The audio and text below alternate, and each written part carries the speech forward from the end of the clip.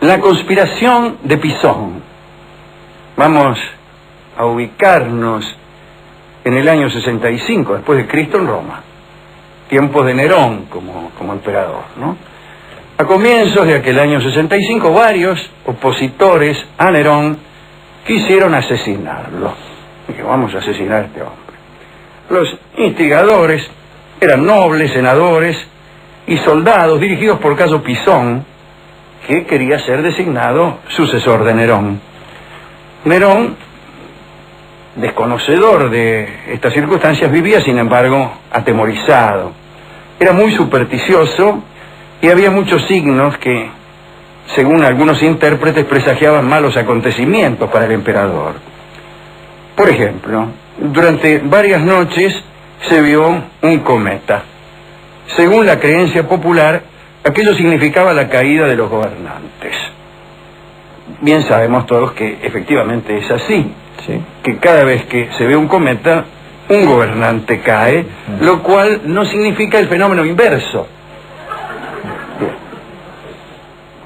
Nerón pidió consejo a Balbilo, astrólogo de la corte, acerca de la conducta a seguir, y recibió por respuesta que debía ser vertida la sangre de un hombre descollante como víctima expiatoria.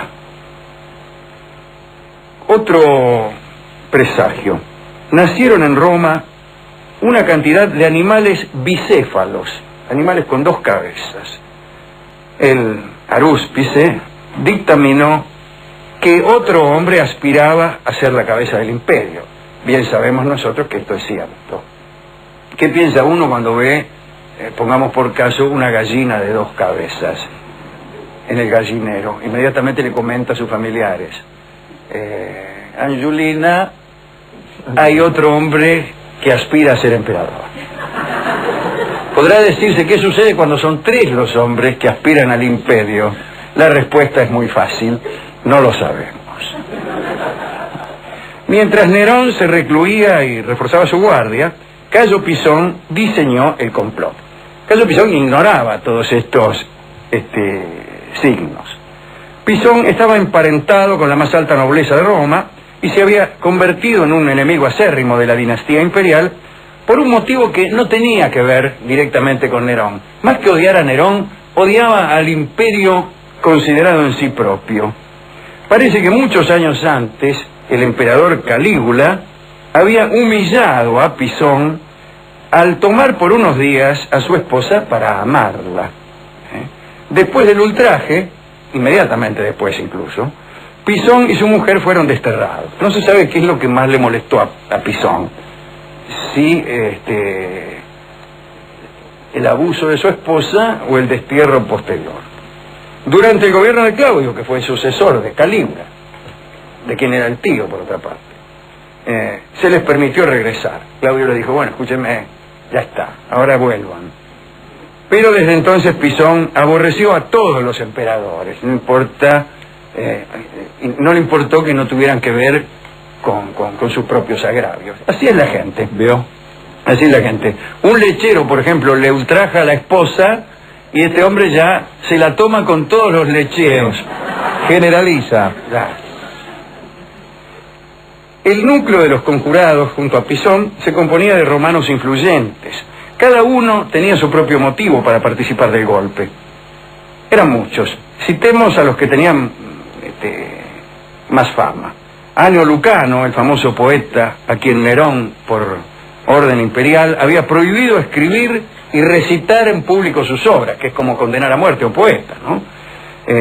La obra más conocida de Lucano es La Farsalia, que, si yo no recuerdo mal, es una historia acerca de las guerras que hubo entre Julio César y su enemigo, mejor dicho, Pompeyo.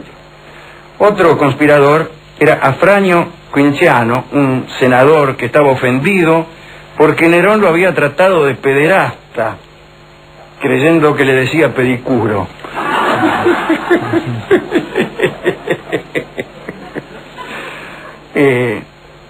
Bueno, otros conjurados eran Antonio Natal, Flavio Esquevino, Subrio Flavo y Faenio Rufo.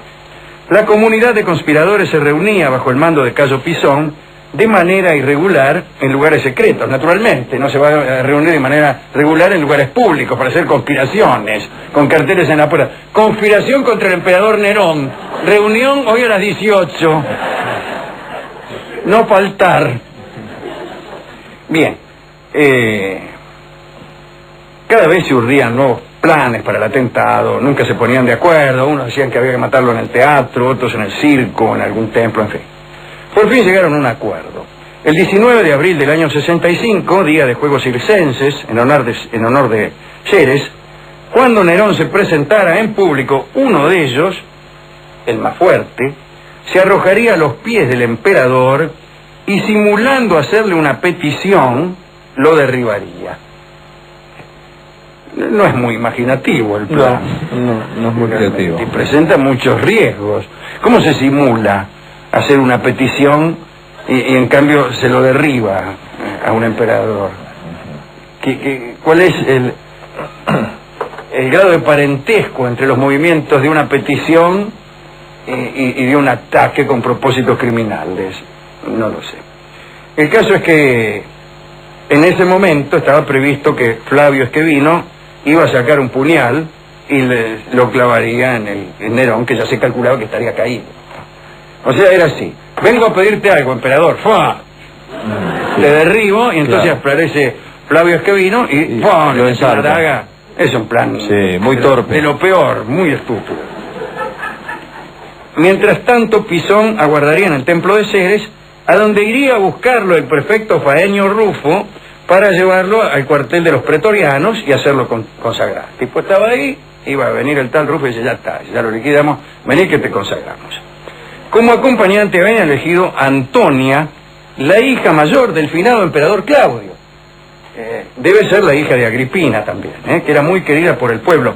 Era querida porque Antonia había rechazado una proposición matrimonial de Nerón, y el pueblo le tenía respeto por eso. Por la valentía, ¿no? Por la valentía que había que tener para rechazar a Nerón. Claro. Imagínense. La conspiración, bueno, fracasó. ¿Para qué vamos a hacer suspenso, no? Esquevino, el autor elegido para apuñalar a Nerón, no tuvo mucho cuidado, no tuvo mucho disimulo, y llamó la atención de la policía con algunas actitudes más bien extrañas. Primero redactó su testamento, súbitamente. Ordenó afilar una daga. El afilador de la esquina de la casa. Digo: afílemela bien, le dice. Hace mucho que no la afilo, dice. Regaló la libertad a sus esclavos preferidos, repartió dinero entre los restantes, compró vendajes y coagulantes y ordenó un banquete por si acaso. Estos movimientos extrañaron a Mílico, un liberto de la casa Esquevino, que ya lo venía marcando desde hace rato. Y Mílico confió sus descubrimientos a su mujer y al final lo delataron. Lo delataron ante Epafrodito, un liberto de Nerón. Epafrodito, el liberto de Nerón, se aterró al oír aquellas noticias, sacó de la cama al emperador y dijo: mire, aquí lo que está pasando, qué sé yo. Y Nerón se creyó todo. Tras de una serie de indagaciones, empezaron las represalias. Un grupo de soldados salió al galope hacia la casa de Pisón para arrestarlo. Cuando los guardias llegaron, lo encontraron muerto. Parece que se enteró rápidamente de que había sido delatado y se cortó las venas, tal como era usual suicidarse en aquel entonces. 18 de los 40 conjurados fueron ajusticiados, más bien fueron obligados a suicidarse, que era la metodología habitual. Uno de ellos fue el poeta Lucano, ¿no? Pero aquella conspiración tuvo un alcance insospechado, incluso por Nerón. La verdad es que Pisón quería ser emperador, pero no sabía que dentro de su conspiración había otra, cuya cabeza era el tribuno Subrio Flavo.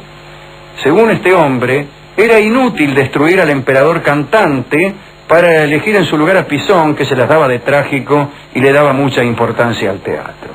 Subrio Flavo había acordado con los centuriones que después del asesinato de Nerón también debía asesinarse a Pisón. Momento, dijo. La verdadera conspiración no es esta que ustedes ven, sino la que empieza ahora, cuando yo les diga que una vez que Pisón haya destituido y asesinado a Nerón, nosotros asesinaremos a Pisón. Sin embargo, Subrio Flavo pensaba que era mejor nombrar emperador a otro, a un hombre de rango, un hombre admirado por su intelecto. Y ese hombre era nada menos que Lucio Séneca, el antiguo preceptor de Nerón de larga fama. Séneca estaba al tanto de ese plan y no se había opuesto. Dijo, muy bien, yo voy a aceptar. El caso es que el emperador, después de enterarse de la primera conspiración, se enteró inmediatamente de la segunda, inició un proceso contra Séneca, ordenó la muerte de su maestro, y Séneca, como ustedes recuerdan, eligió suicidarse. Junto a él quiso hacerlo su esposa Paulina. Cada uno se cortó las venas. Dice la crónica que Séneca dedicó a su mujer una última y larga mirada y luego le imploró que se retirara a sus aposentos para ahorrarse mutuamente la visión de su agonía. Parece que aquella situación horrible duró horas. Tácito menciona que al enterarse Nerón de la decisión de Paulina, mandó soldados a la villa para salvarla. Encontraron a Paulina inconsciente, la vendaron y consiguieron detener la hemorragia. En el ínterin, Séneca había encargado a su médico Estacio Aneo un veneno, ya que no terminaba de morirse. Mire qué cosa horrible la de aquel hombre, aquel estoico que cortadas sus venas, sumergido quizá en agua caliente, según dicen, no conseguía morirse, esperaba la muerte y no llegaba. Y llamó entonces a un médico, no para que lo curara y para que lo salvara de la muerte, sino para que la apresurara, para que la hiciera llegar de una vez. Bueno, al final murió sofocado por el vapor del baño, según dicen. En este programa todos mueren de un modo absolutamente inesperado, como ayer le sucedió a Mitrídates del Ponto, aquel que pasó varios años dándose pequeñas dosis de veneno para inmunizarse, y cuando lo logró fue asfixiado por un tipo con un almohadón. Con la muerte de Séneca se dio por terminado el peligro y quedó cerrada definitivamente la conspiración iniciada por Cayo Pisón, y fueron todos muy felices, al menos por un rato. Nadie es feliz para siempre. Qué terrible, pero qué interesante la idea de una conspiración tras la cual viene otra, de la cual es víctima el conspirador triunfante. Pensarán ustedes, ¿quién le asegura al tercer conspirador, o al segundo, que no hay un tercero, y al tercero que no hay un cuarto, y al cuarto que no hay un quinto? La respuesta es que nadie, y eso llama la historia del mundo. Yo dedicaría esta charla de hoy al emperador Nerón. ¿A Nerón? Sí, porque nadie le dedica jamás nada. Siempre resulta el personaje maléfico de la historia, y era cantor. Era cantor. Acerca de los méritos de la voz de Nerón hemos hecho una indagación que ustedes recuerdan hace poco, no se pudo saber, pues qué cosa no saber cómo cantaban verdaderamente los cantantes del pasado. Los testimonios, bueno, ni hablar el caso de Nerón, que están perturbados por la obsecuencia y por el temor, y en algún caso hasta por el odio. Pero no es necesario ir tan lejos. No sabemos cómo cantaba María Malibran, sabemos. Los testimonios escritos pueden darnos alguna idea, pero alguna idea, ¿no? El lenguaje escrito, al referirse a la música, inmediatamente metaforiza. Y la traducción que hacemos de las metáforas no siempre es la que el testigo quiso que hiciéramos. Así que no sabemos. Por si cantaba bien solamente, le dedicamos esta charla de hoy al amigo Nerón.